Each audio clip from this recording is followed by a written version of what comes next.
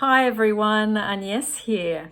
Now, I wanted to talk about the honeymoon phase because I am corresponding with quite a few of you that have been getting to the end of your honeymoon phase in a particular relationship, and it seems to be more of a struggle. Now, when you first meet someone, wonderful chemistry, wonderful connection, you think, oh my goodness, this is the best relationship I've ever had. And you get into this amazing place. And thank goodness, because that makes it really great. And it makes you really feel that you are in the right thing for you. Now, what tends to happen is once you get past the 3-month mark, it might be the 6-month mark, it might even last a year. Honeymoon phases can last, I've seen, all the way from 2 weeks up to a year, in my experience. Now, why does it end? Because your stuff comes up. What do I mean by your stuff? Your emotional stuff, your childhood stuff, your teenager stuff, the stuff that's unresolved.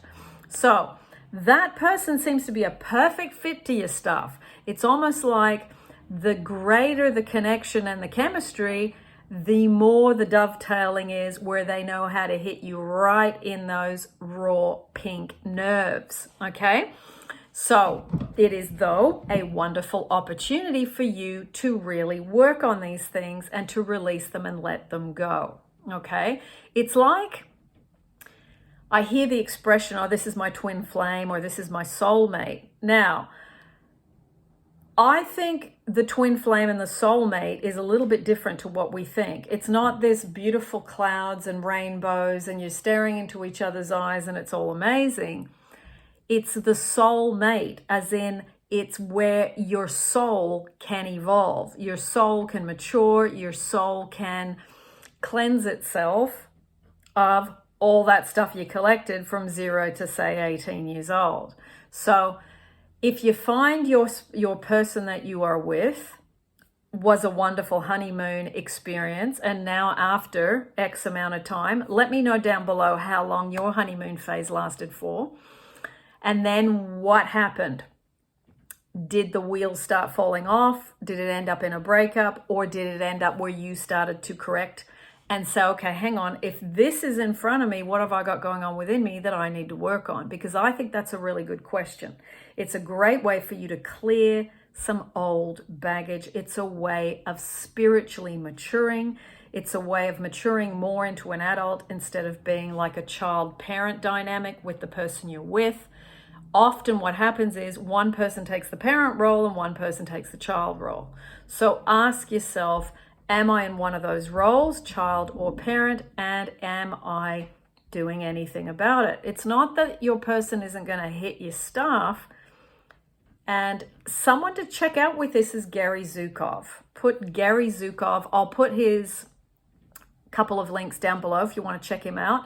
But he talks about this in relationships, and some of you may already know who he is. Oprah did a lot of stuff with him. His conversations were excellent with her, and he would bring his partner in as well. So check him out. And remember, just because the honeymoon phase is over doesn't mean you can't have a more quiet love. And it can be still passionate. It can be still fun. It can be still wonderful, but it changes shape. It changes shape, okay? Because you know each other.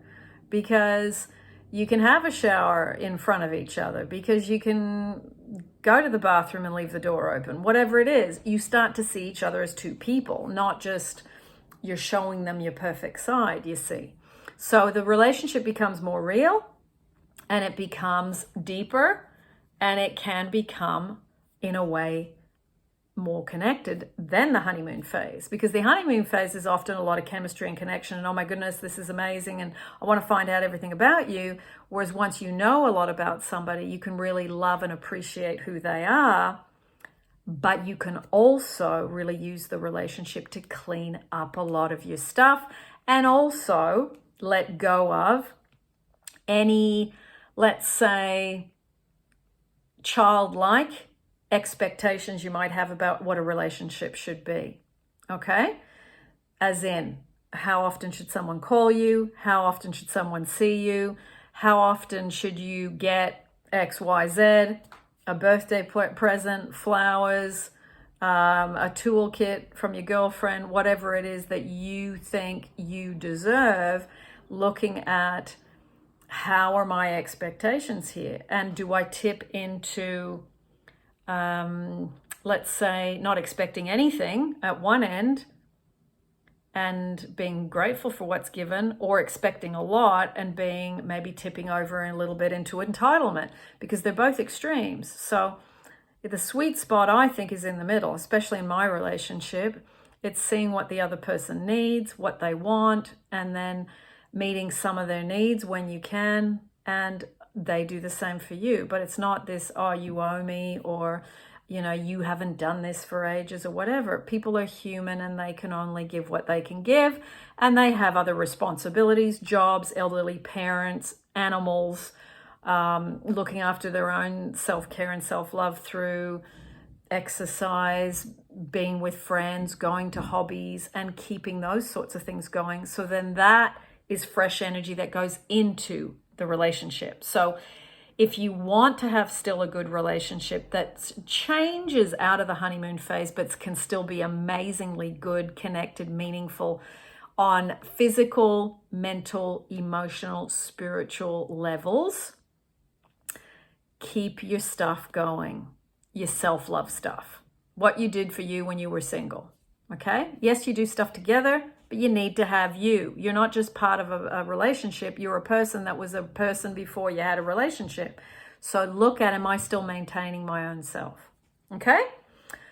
So thank you to the person that I had an email coaching with today that brought this up. And I said I was going to do a YouTube on this, which I was going to do it today anyway. I'm not going to say your name because our email coaching is private, but you will know that it's for you.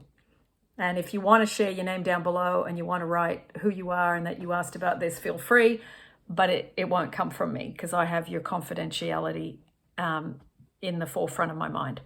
So lots of love, everyone. And as always, I'll see you in the next YouTube.